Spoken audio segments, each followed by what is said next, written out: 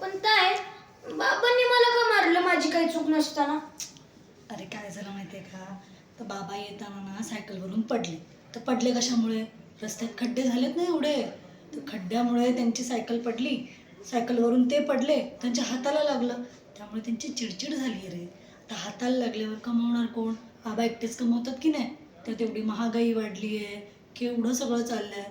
त्या रागाच्या भरात त्यांनी तुझ्यावर हात उचलला, बाकी काय. पण काय रस्त्यात खड्डे झालेत, महागाई वाढली, त्याचा आणि माझा काय संबंध? त्याचा राग बाबांनी माझ्यावर काढलाय. आणि काय रस्त्यात खड्डे झालेत, महागाई वाढली, हे सगळं कशामुळे झालं ग? हे सगळं अरे ते नेते मंडळी आहेत ना, त्यांच्यामुळे होतं हे सगळं. नेते मंडळी म्हणजे तेच ना, इलेक्शनच्या वेळी आपल्याकडे मतं मागायला येतात घरी? हा तेच. यांना तर आता धडा शिकवलाच पाहिजे. बरं काय मी आलो. हे कुठे चाललं? आलो लगेच आलो. अरे ए रघु, चिम्या, मंग्या, इकडे इकडे. अरे तुम्हाला माहितीये का रस्त्यात खड्डे कसे झाले, महागाई कशी वाढली माहितीये? नाही ना. मी सांगतो, आपल्या नेते मंडळींमुळं. त्यांना तर आपण धडा शिकवलाच पाहिजे. ते कसा?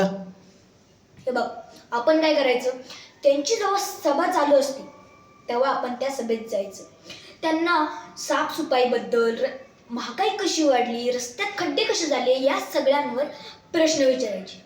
आणि त्यांनी जर उत्तरं नाही दिली तर त्यांच्या सभेत दंगा करायचा.